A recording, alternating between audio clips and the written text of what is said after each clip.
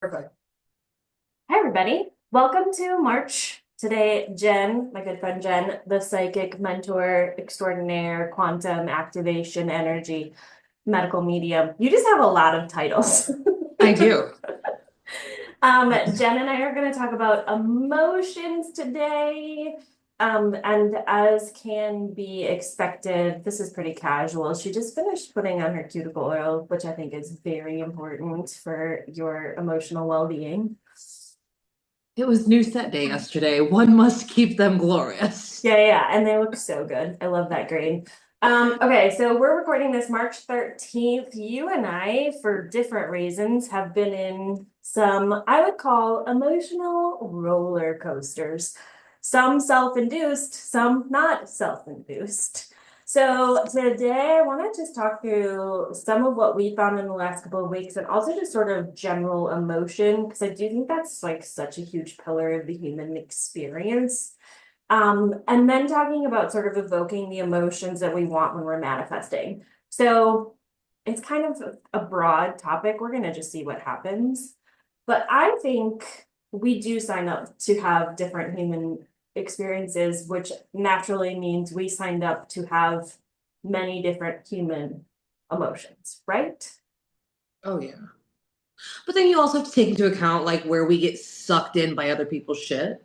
Mhm. Like I think a lot of us are meandering out here, not recognizing the intensity of other people's energies and just thinking that's all our own shit. And I would actually dare say that a lot of the things that we have to, a lot of things that we end up going through Yeah, are because we allowed ourselves to be into other people's shit. that's good. It also feels like we're in a time and place, and I wonder what you think about this with your kids right now, where they are being taught to identify feelings. We were taught, at least I will speak only for myself, to not have them. Factual. So that societally and the conditioning is in its way to change, but we're gonna have the ramifications of ignoring our emotions for quite some time, I think. Oh yeah, because you have parents out here who my parents, Jennifer, you're too much, you're too big, you're too loud, you're too this, you're too that. Okay. So I would dim it, right? And then like, oh, because I can't dim it for long. And but I still struggle sometimes to remind myself, like, what am I actually feeling? But then you have kids like Jameson, 8 years old, who has had a ton of big life changes in his 8 years, who was forced to understand and name his emotions because we had to figure out what the fuck we were really feeling so we could fix it. Yeah.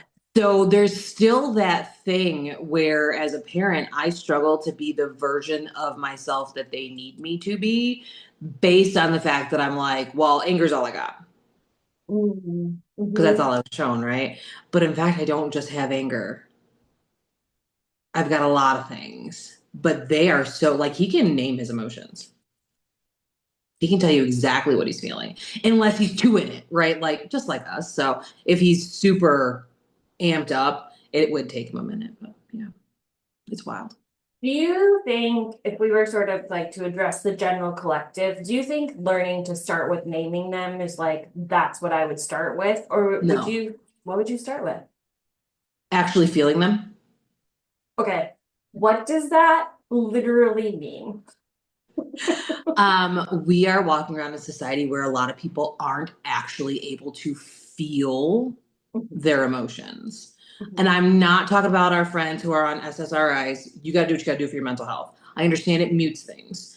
But I'm talking about, I want to say average bear, but I don't even think it's average anymore. I'm talking about like the average bear who's just meandering through life, not even recognizing that they have emotions, not recognizing the peaks and the valleys in the emotions and what those could even be. I think that's why we have a lot of overeaters, over Mm. drinkers, over consumers, over druggers, um, because we're looking to replace emotions that we can't feel, And emotions we don't want to feel.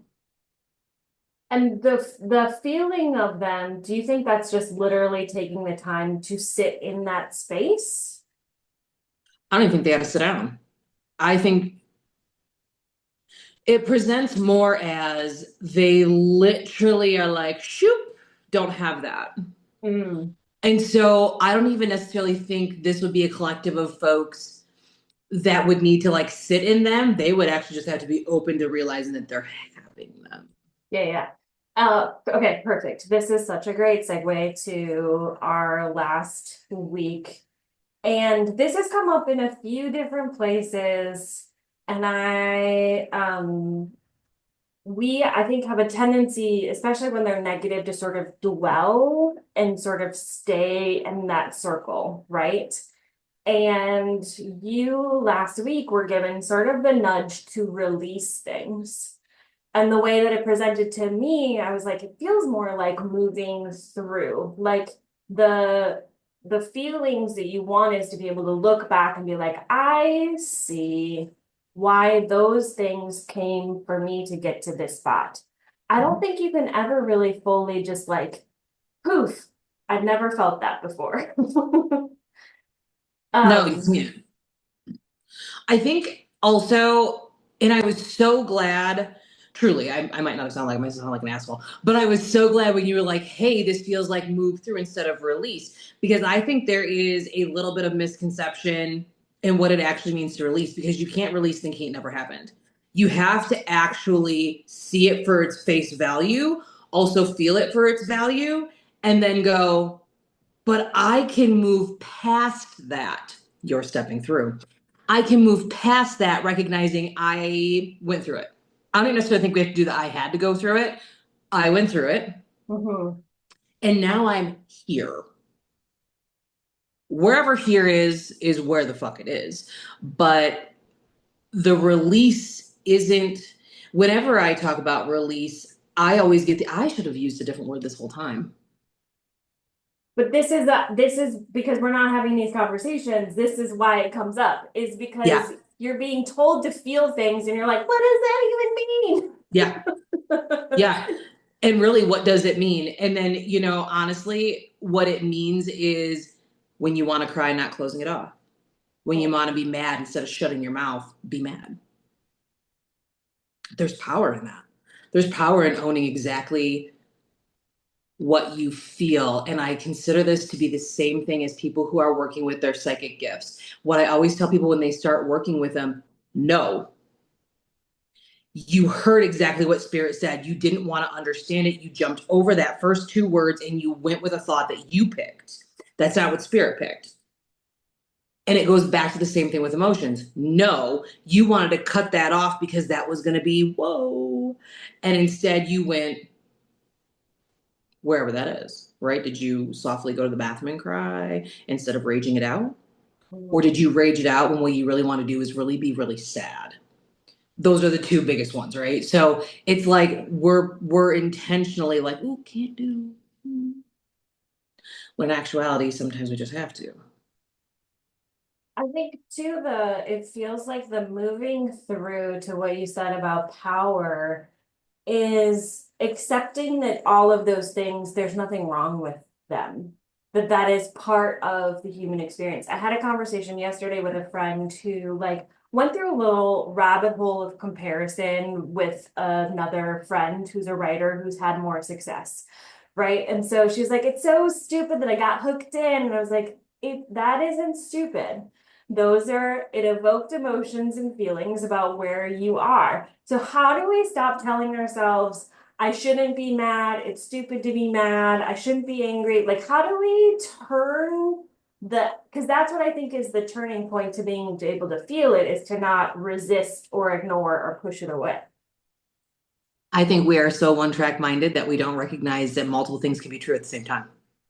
Fair. That's fair. I think that's really what it is. People are like, no, only this. And I'm like, ho, I can be so happy that you topped the New York Times bestseller list. And I can be so sad that I chose not to do a damn thing about it myself. I Mhm. can have all those. And then I can be really angry at the fact that I chose to waste my time or that I chose to pursue another path, because not everything's a waste of time, right? So it comes from that really black and white thinking of I can't or I can only do this. And it's like, who said? Who actually said that? It wasn't me. I think Yeah, it's hard though, because a lot of our parents didn't allow for that. And they're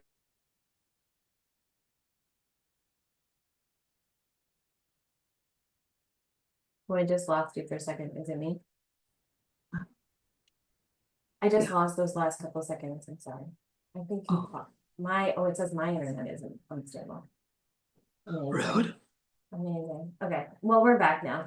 But tell me what the end of that last sentence is. You said our parents and then I lost you.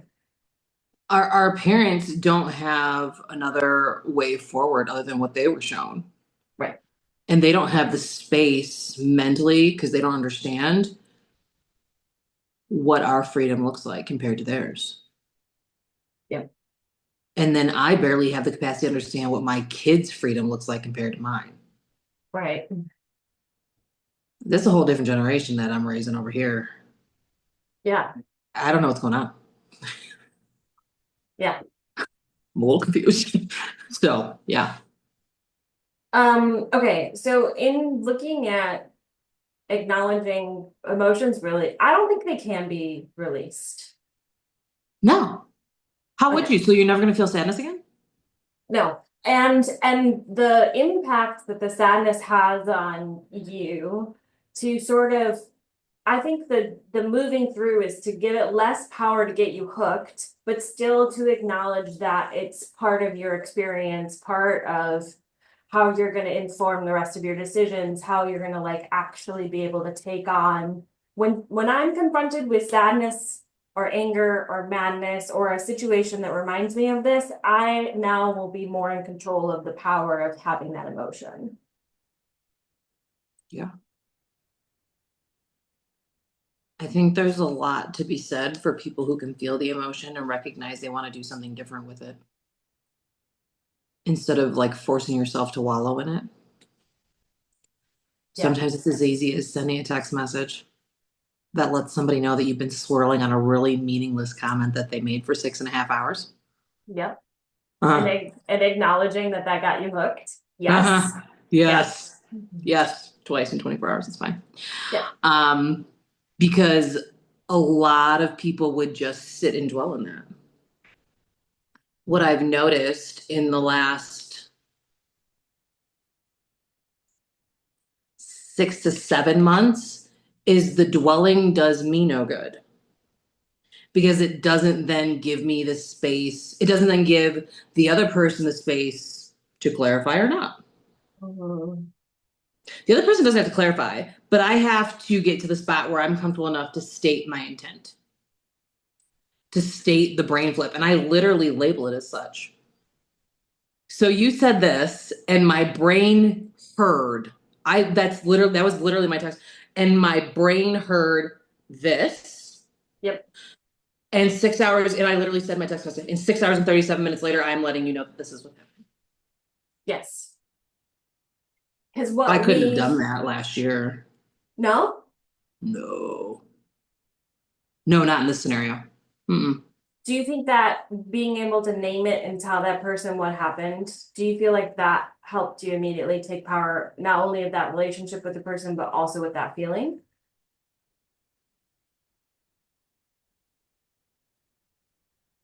Maybe. But more importantly, what I found the most interesting was that I could see what my brain was doing from a third party perspective. Ooh, so And you so it had to didn't do feel both. like I owned the emotion, Mm. but I knew it was an emotion I was having. Mm-hmm. I am not sad. I am experiencing sadness. Mm. That's That's a different mindset shift because then I could go a lot of places with that. And I've recently gotten like, oh, I'm not this. I'm having this experience. It's about the names you call yourself. yeah. But it's also in what you just said, it's also hearing that this particular scenario, someone said something to you and it was 100% of none of the things that you then heard and felt were the actual typed words and text that translated, right? So you were able to see, I did flip that. Oh, immediately. Yeah, yeah, yeah. And it feels like that now this time you're able to move through it faster than you would have a year ago. Oh yeah. We could probably, I'm comfortable enough. We could just give them the reference. I co-parent two dogs. I have one of my own. I co-parent two others. Yep. And their dad literally said to me in text message, the dogs are losing weight since they've not been living with you as much. Mm-hmm. My brain, skirt, I'm a fat old fucking hag that no one's ever gonna love. Big jump. Wild jump. Yep. Right there. In the coffee shop, working away, creating a PowerPoint for you fuckers for a class. Yeah. Whoop, I'm a fat, old, loveless hag. No one will ever love me. I'm the ugliest, plumpest thing he's ever seen. Mm-hmm. And I stewed on that for 6 hours and 37 minutes. And I even said in text message, so I'm plump and my kids are plump. Of course the dogs will be plump. And he was like, what? He what? That's not what I said. Yep. No one needs no one needs restriction in their life. So I am plump, but I must need restriction. My brain went there.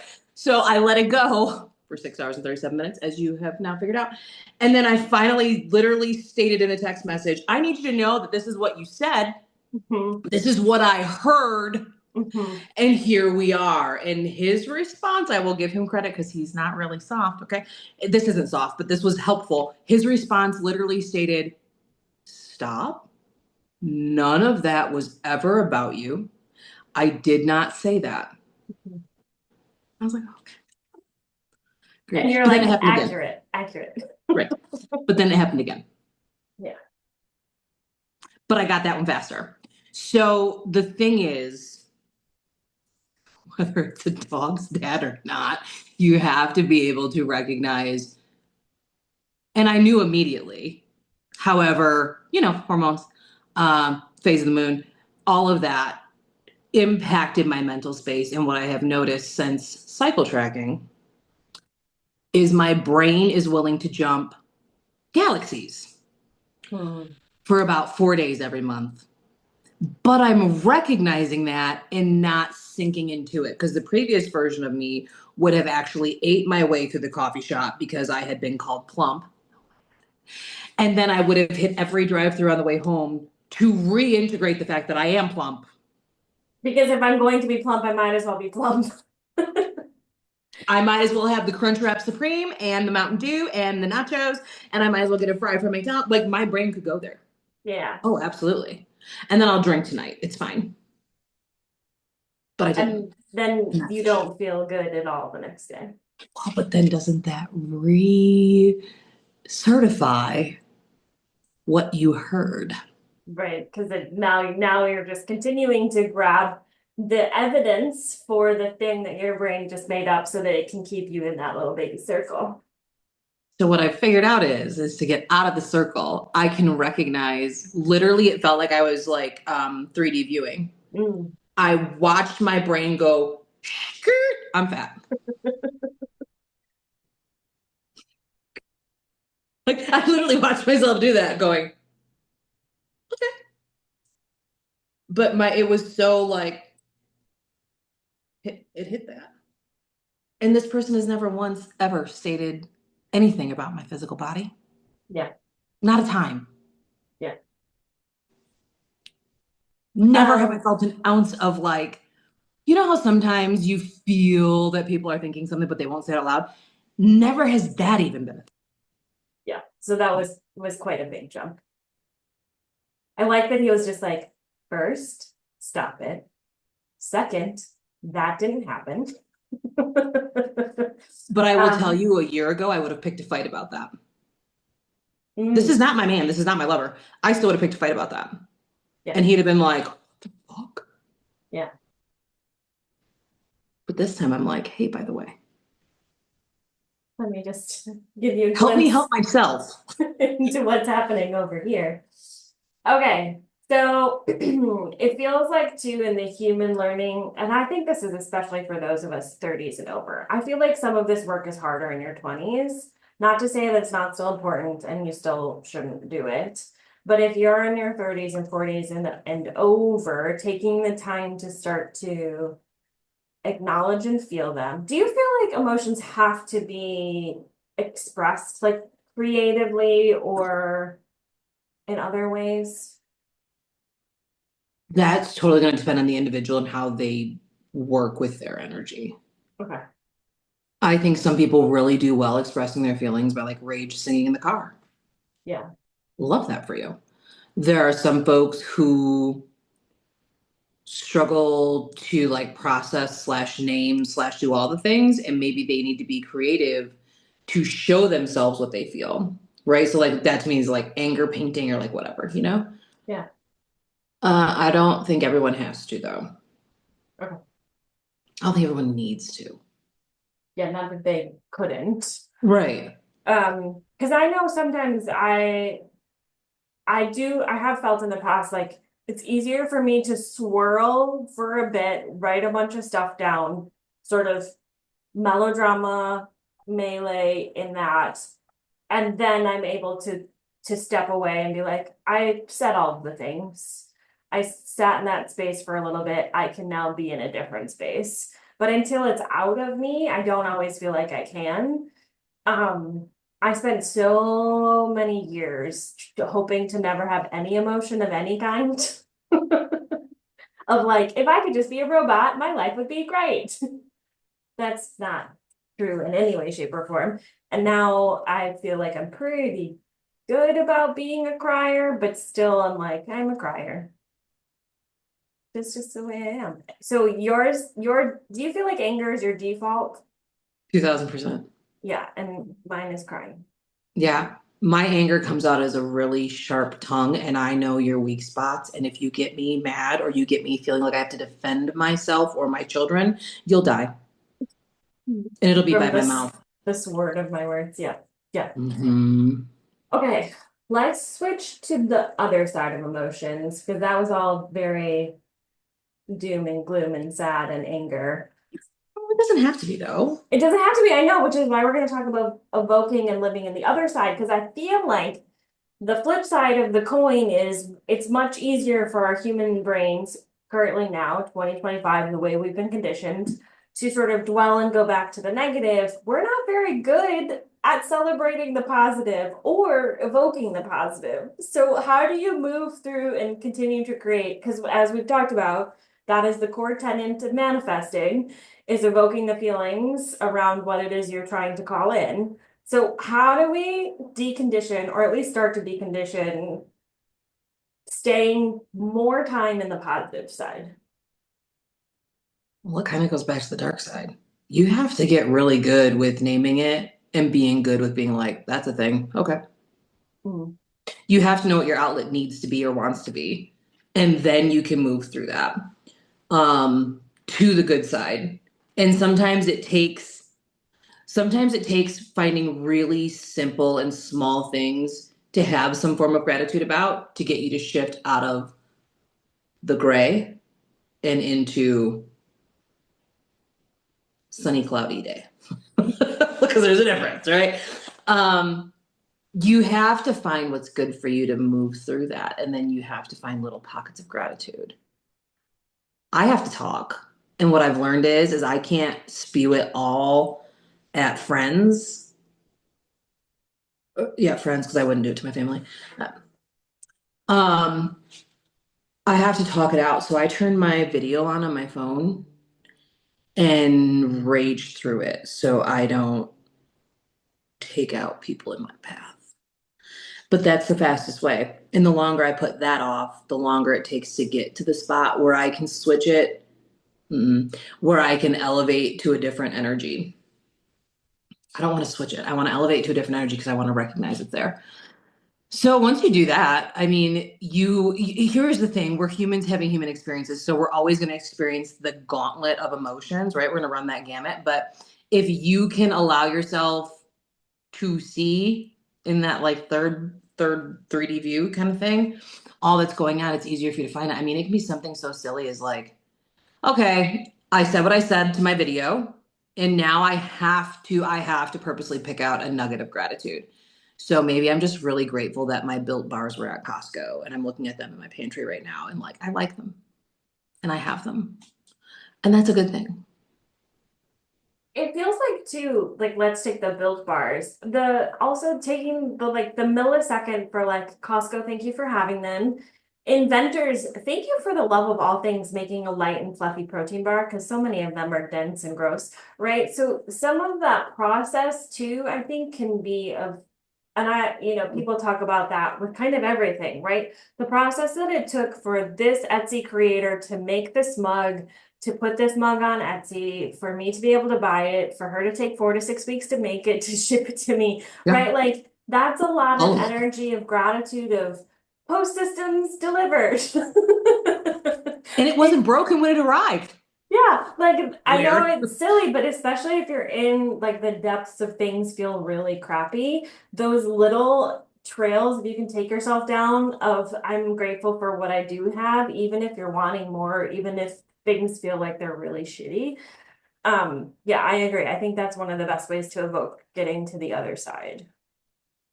I think you have to. And I think when things are really crappy, you have to find small ways to bring back the things you do. You know, there was that time we had to go to the food bank.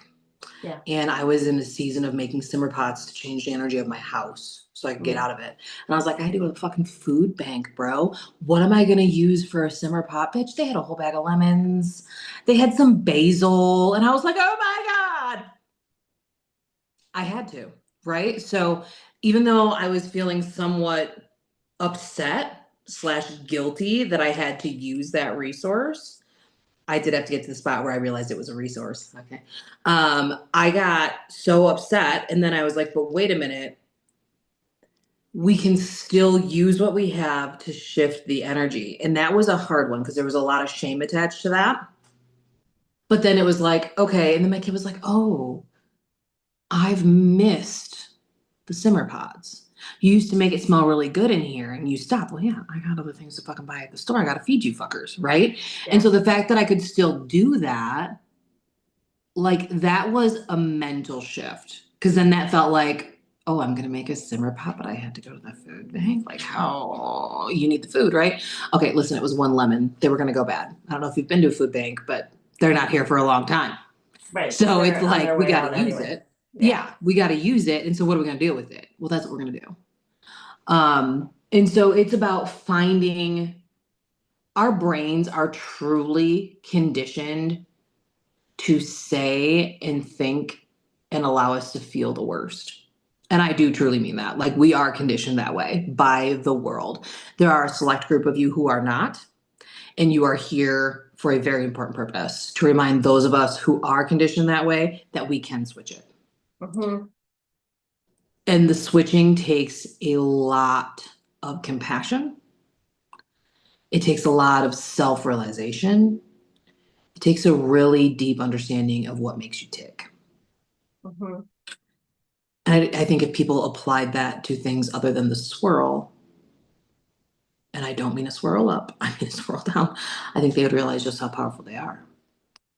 It also feels very much in the starting to change that mindset that even shaving each swirl off by a couple minutes, Mhm. right? That cumulative change over time, and part of it can just be setting the intention to not dwell in the swirl as long is going to help you start to see how to shift it.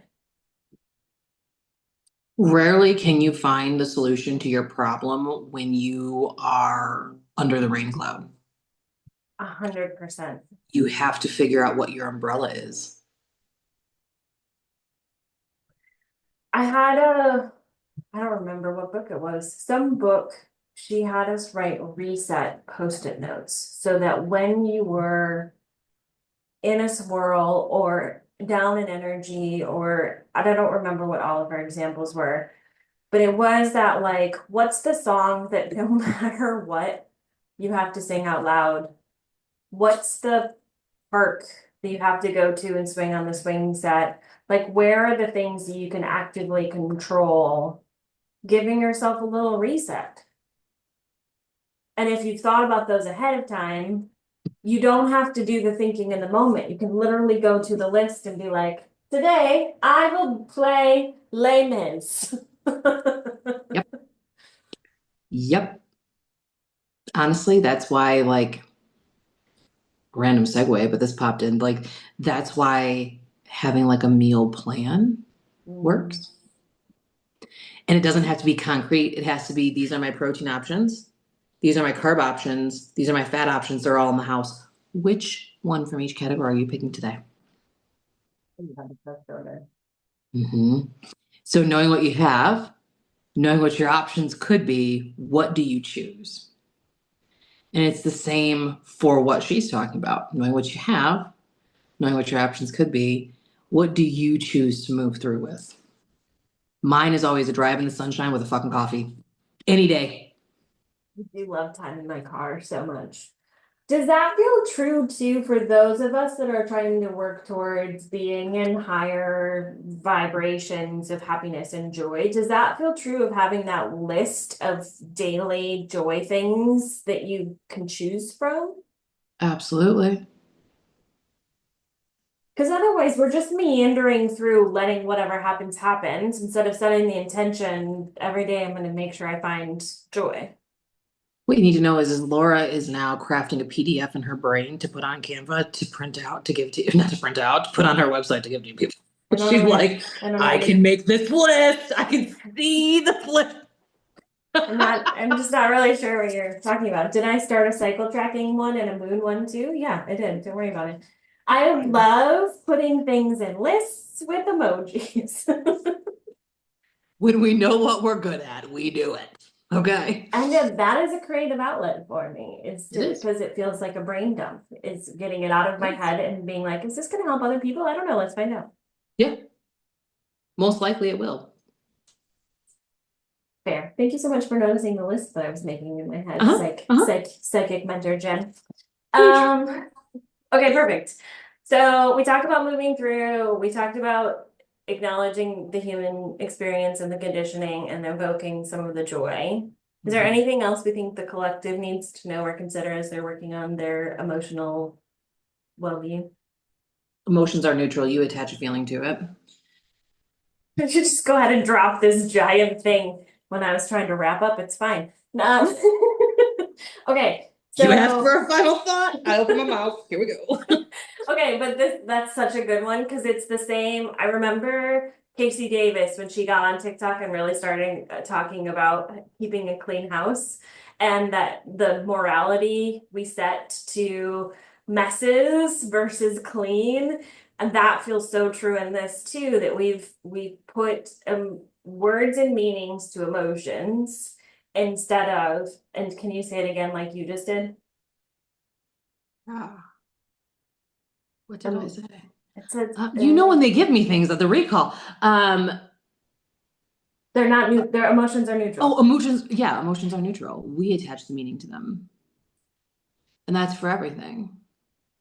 But your typical meaning evolves over time, and it's going to be based on the stimulus you receive from your environment. So while being sad could actually be neutral, what happens is when you go sad, you are reliving times you were sad last year, 10 years ago, when you were a kid, and how your caretakers slash people in your life were responding to your sadness and the shame you felt on it, right? Or the anger you felt on it, like whatever your bigger emotion is. Um, it's actually meant to be very neutral. We are meant to have emotions to show us where we need to adjust.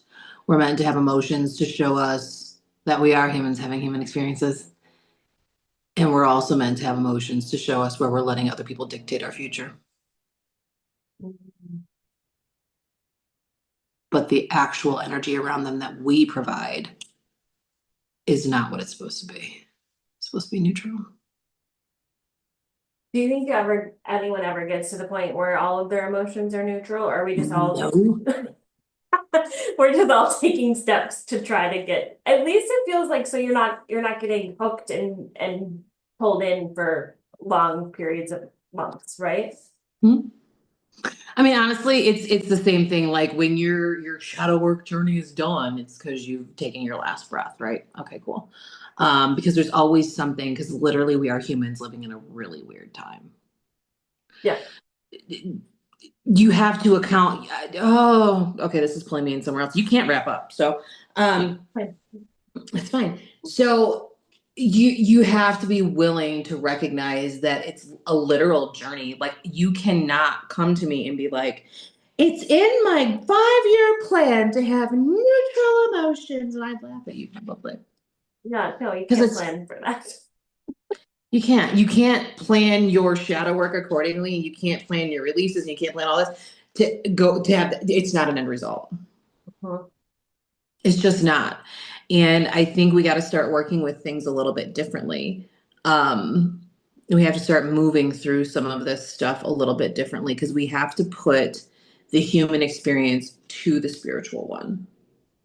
I just told somebody yesterday, and this is something you and I have talked about previously, but I just told someone yesterday that I was chatting with Hecate. And she has come in full force to work with me on my business, and I finally figured out why a while ago. Because she's like, but you got other shit to do. So if we can get this one going and you stop bitching, then we can move on. You can do what I need you to do. Because I was like, why is she just here? You know what I'm saying?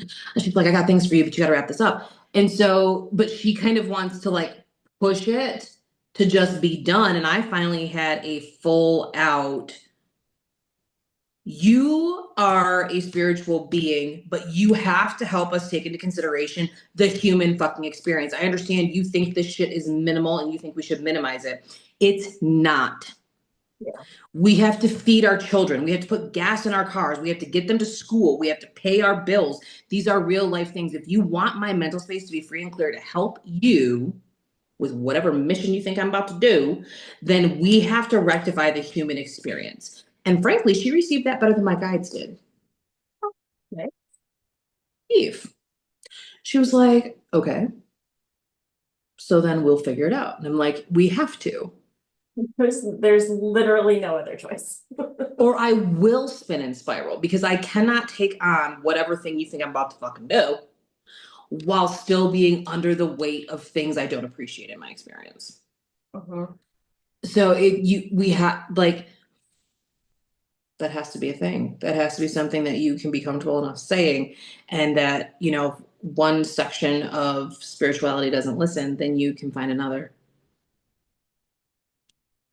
But you Because have to yeah, cover all of that it. space in your brain for human things is not going to allow you to be in a spiritual journey if you're too far, right?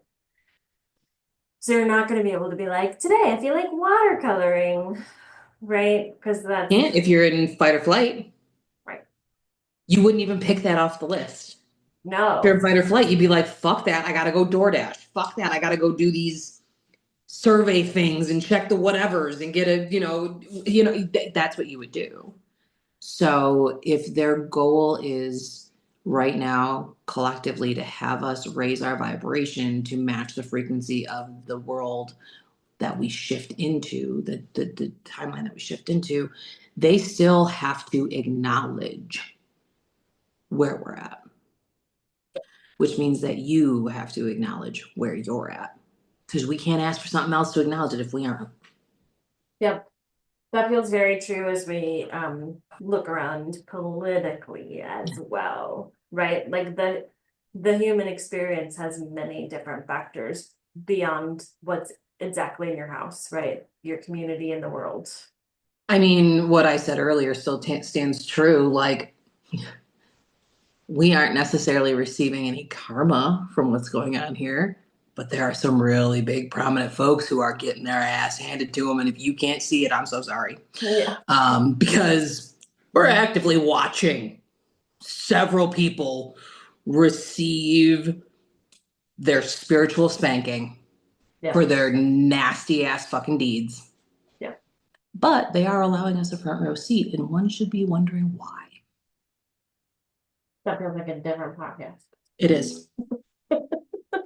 Okay. Thank you for this emotion chat. Mm-hmm. You didn't cry. I did bring just in case. I was wondering.